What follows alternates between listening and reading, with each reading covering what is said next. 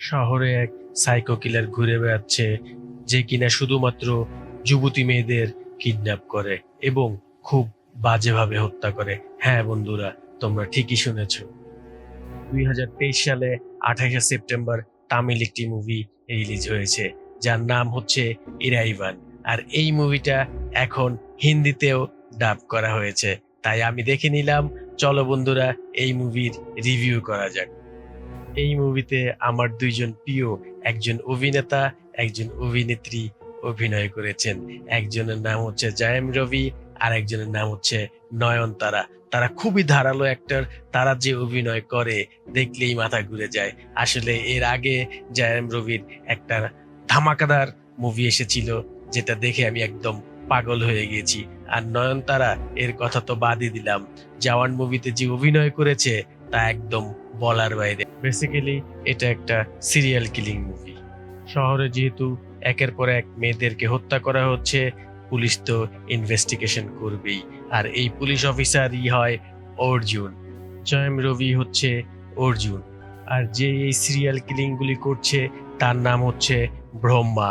আর এই ব্রহ্মাকে খুঁজতেই অর্জুন পাগল হয়ে যায়। পাগলের মতো অর্জুন ব্রহ্মাকে খুঁজতে থাকে। অর্জুনের ফ্যামিলি ফ্রেন্ড ছিল, যার নাম ছিল অ্যান্ড্রিও। অ্যান্ড্রিওকে ব্রহ্মা খুন করে এবং মারা যাওয়ার পরে অর্জুন তার ফ্যামিলির দায়িত্ব নেয়। এখন দেখার বিষয় হচ্ছে ব্রহ্মাকে কি অর্জুন খুঁজে পায় কি পায় না। এই মুভিতে দুইটা এন্ডিং দেখানো হয়েছে। একবার মনে হচ্ছে যে সিরিয়াল কিলারকে ধরে মেরে ফেলেছে আর মুভি বুঝি শেষ হয়ে গেল, কিন্তু না, এখানে চলে আসে আর একটা টুইস্ট। নতুন এক সিরিয়াল কিলারের আবির্ভাব হয়। মুভির মধ্যে টুইস্ট তো থাকবেই। আর এখানে অনেক ভায়োলেন্স দেখানো হয়েছে। মুভিতে যে হত্যাগুলা হয়েছে সেই হত্যাগুলা আসলেই অন্যরকম ভাবে প্রেজেন্টেশন করা হয়েছে। তো এই মুভিটি আসলে দেখার পরে হার্ট টাচ আসলে ওইরকম ভাবে বলা যায় না, কারণ এই যে কাহিনীর উপর বেস করে দাঁড়িয়েছিল, এইরকম কাহিনী আমরা আরো অনেক মুভিতেই দেখতে পেরেছি। তাই এই মুভিটি আসলে আমরা যদি এক কথায় বলি যে হৃদয়ে ছুঁয়ে যাওয়ার মতো কোনো কাহিনী, আসলে সেটা একদমই বলা যায় না। এই মুভিতে যে ফর্মুলা ইউজ করা হয়েছে, আসলে এর আগে আমরা অনেক মুভিতেই এগুলা দেখে ফেলেছি। বেসিক্যালি নায়কের পিছনে ভিলেন থাকে, ভিলেন নায়কের সম্পূর্ণ ফ্যামিলিকে হত্যা করে এবং সে জয়ী হওয়ার চেষ্টা করে।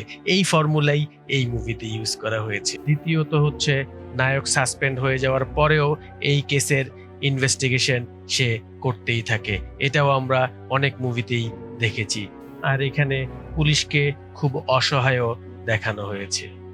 তৃতীয়ত যদি আমরা ক্যারেক্টার ডেভেলপমেন্ট নিয়ে কথা বলি, তাহলে আমরা এখানে বলবো নায়কের কোনো ব্যাক স্টোরি দেখানো হয়নি এবং ভিলেন যে ব্রহ্মা তারও কোনো ব্যাক স্টোরি দেখানো হয়নি। আসলে তারা কোত্থেকে আসলো, কিভাবে তারা ইনভেস্টিগেশন করতেছে, কিভাবে কে কাকে ধরতেছে, কে কাকে মারতেছে, এইগুলো আসলে সবই হুটহাট গতানুগতিক একটা ড্রামা।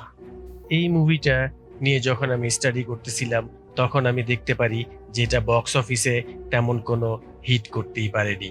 আসলে মুভিটি দেখার পরে আমি বুঝলাম যে এই মুভিটা কেন হিট করতে পারেনি। আসলে এই মুভিটার মধ্যে হৃদয় টাচ করার মতো কোনো কিছুই ছিল না। নায়িকার কথা তো বাদই দিলাম। নায়িকারে শুধুমাত্র রাখা হয়েছে নায়কের সাপোর্ট দেওয়ার জন্য। তার আসলে প্রেজেন্টেশনটা আরেকটু ভারী হওয়া দরকার ছিল। নয়নতারা যে অভিনয় করে আর আমরা যে তার অভিনয় দেখেছি এই মুভিতে, আসলে ওই রকম কোনোটাই টুইস্টের কথা আর কি বলবো। সেকেন্ড টাইম যখন সেকেন্ড ভিলেনের আবির্ভাব ঘটে, আসলে তাকে সেই রকম ভাবে ইউজই করা হয়নি। তাকে যদি আরেকটু ভালোভাবে ইউজ করা যেত তাহলে আমার মনে হয় ভালো হতো।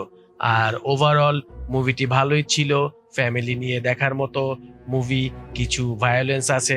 তাহলে চলো এবার আমরা দেখে নেই আমাদের আপু এই মুভিটিতে রেটিং কত দেয়। বন্ধুরা, আমাকে যদি রেটিং করতে বলা হয় তাহলে আমি এই মুভিটিকে 5-এর মধ্যে 3 দিব এবং আপনাদের রিভিউটা অবশ্যই কমেন্ট সেকশনে জানাবেন।